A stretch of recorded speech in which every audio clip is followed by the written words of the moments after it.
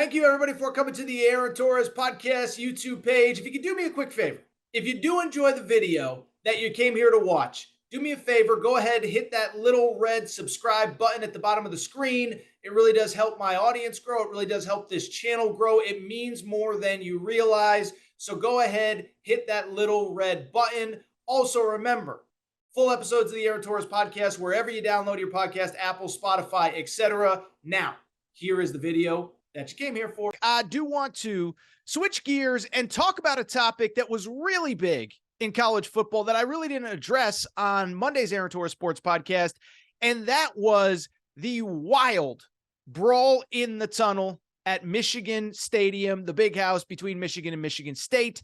By now, everybody's kind of seen the videos. Michigan State players attacking Michigan players, swinging helmets at them, using helmets as weapons. And on Monday's show, I kind of thought, okay, what is there really to talk about this? That like what is there really to say about this that isn't obvious? Hey, don't use a helmet as a weapon feels like a pretty good life lesson to live by, and you really don't need Torres to tell you.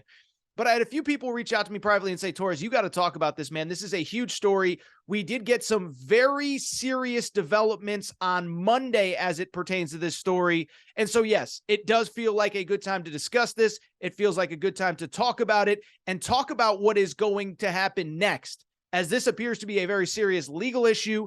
And I think the Michigan State football program is very much at a crossroads. By now, you've obviously all seen the video, and I'll just give the quick 30-second kind of rundown of what happened. But after the game, Michigan State, there was multiple different videos that have popped up. And actually, Jim Harbaugh alluded to the fact that there may be even more that the public have not seen of, again, Michigan State players attacking Michigan players in the tunnel, okay?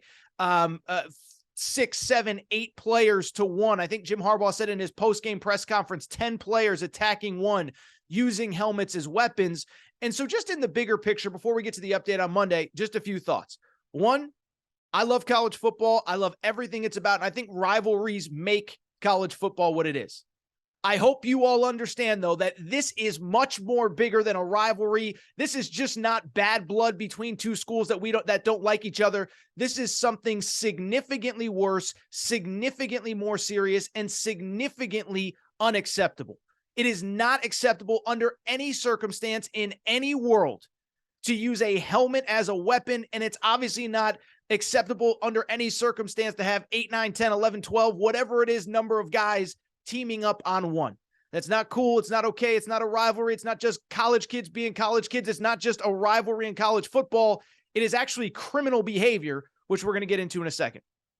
The second thing that comes to mind, and I saw a little bit of this on Saturday into Sunday and Sunday into Monday. Can we stop with the excuse of, well, this only happened because there's only one tunnel at the big house? And for people who don't know the configuration of the big house, there is one tunnel. Both teams come in, both teams come out in the same spot. There was actually a little bit of a dust up between Penn State and Michigan about 2 weeks ago.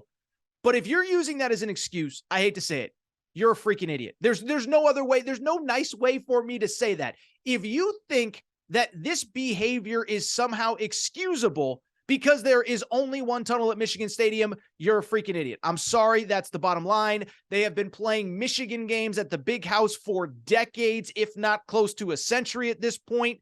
And correct me if I'm wrong, Michigan fans, I believe this is the first time that any opposing player has ever tried to use his helmet as a weapon in a post-game scuffle in the Michigan, the tunnels inside the big house. So don't tell me it's about having one tunnel. Don't tell me it's about a rivalry. It is unacceptable. And I think we need to move forward because this is very much now, it is beyond just a rivalry thing. It is beyond just something that it was an ugly incident. And it is now a criminal behavior. All the, participating parties talked about it after the game. Jim Harbaugh talked about it after the game. Ward Manuel, the AD at Michigan, talked about it after the game. The Big Ten offices talked about it after the game. And we got some updates as to what could happen next on Monday when Jim Harbaugh spoke out again. And then we got a very interesting comment from a very interesting person. First of all, here is what Jim Harbaugh had to say about the incident. He said, point blank, I can't imagine that this will not result in criminal charges. The videos are bad, and it's clear what transpired. it seems very, very, very open and shut. All right. So I don't sit here and claim to be a legal expert. Okay. But what I would say is this is one where Jim Harbaugh doesn't have to be a legal expert either. You don't, sitting at home, don't have to be a legal expert.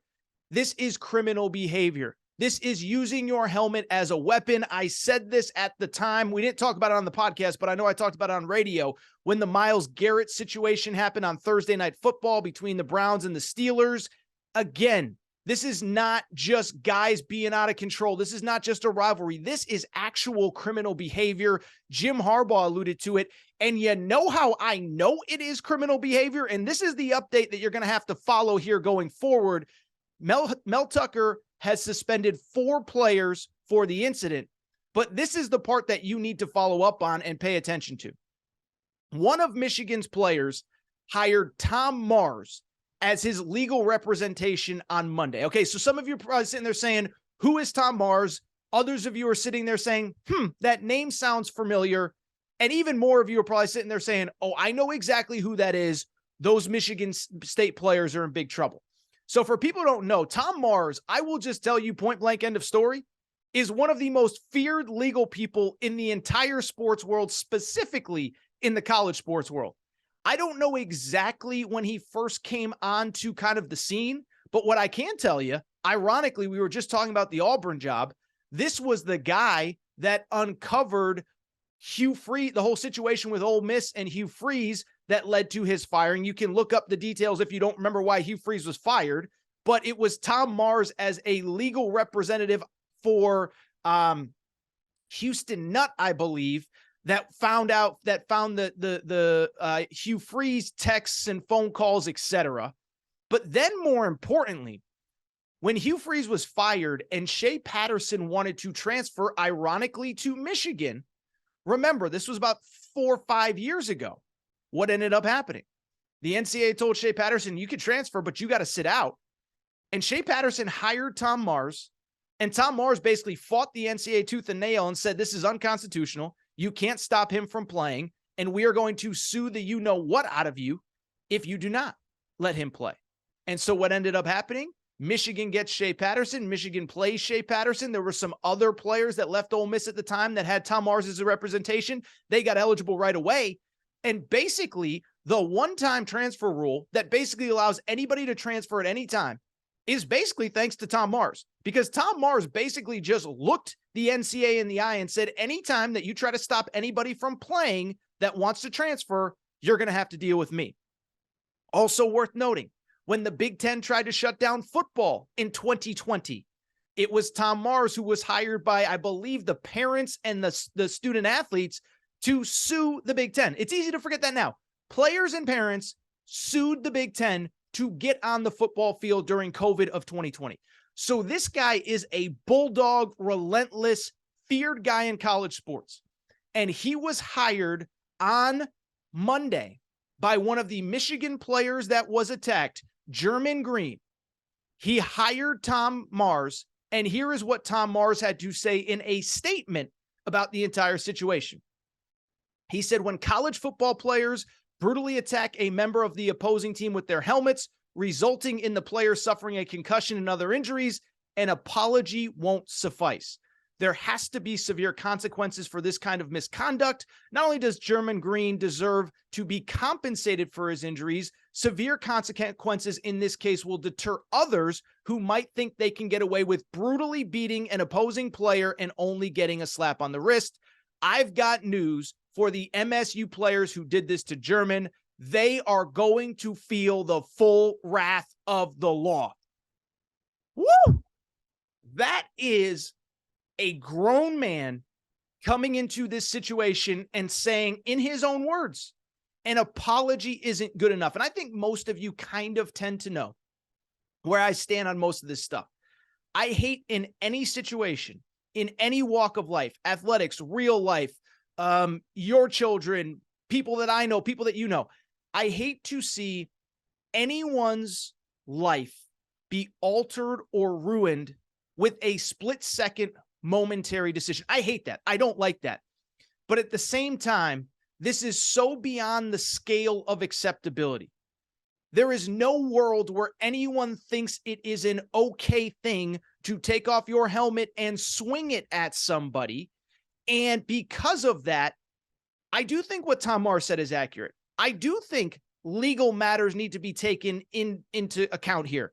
I don't wish ill will upon any of the Michigan State players involved, but other football players have to know this is not okay. This is not acceptable. And I hate to say it, but these players, as I said, Michigan State, 4 players have already been suspended. I don't think they will be the last. And I think they need to know, and I think other players need to know in the future, this is not acceptable, and you can get in real trouble for doing stuff like this. Lastly, what I would say, and I know the football is secondary to everything, I do think this is kind of a crossroads moment for Michigan State, okay? And I'm a Mel Tucker guy.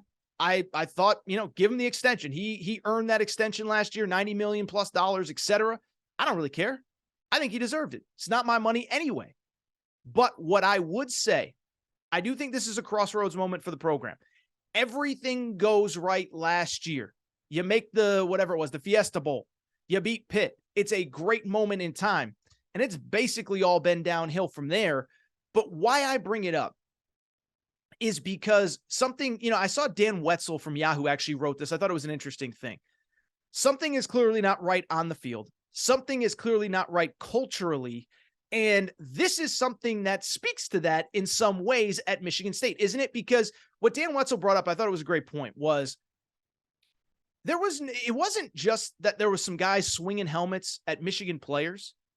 It was the fact that in all the videos that we've seen, and maybe there's others that we haven't, there didn't appear to be a single Michigan State player that tried to jump in the middle, that tried to stop it, that tried to pull their teammates back, that tried to say, guys, what are you doing? Forget our season. Forget, you're putting your future as a student athlete, what are you doing? Stop it. Come back. Let's go to the locker room. Let's get on the bus. Let's go home. Ridiculous. And so you talk about a situation in Michigan State. They're 3-5. They're really struggling. They're not playing very well. And it's clear they have a culture issue on the field. And it looks increasingly like they have a culture issue off the field, because any program can have 1, 2, 3 players make a dumb decision at the worst possible time. But as Dan Wetzel pointed out, I thought it was a good point. The fact that nobody stepped in to try to stop this, it's a terrible look and probably speaks more about Michigan State and the current state of their program than their actual record. Either way, I'm glad you guys and girls pushed me to talk about this. I think it's an important topic. I'm glad we discussed. And I'll tell you what, we will keep an eye on this going forward. But I am telling you, man, when you talk about a huge story that is going to have huge ramifications, when Tom Mars gets involved, I'm just telling you, it's about to get really ugly for those Michigan State football players.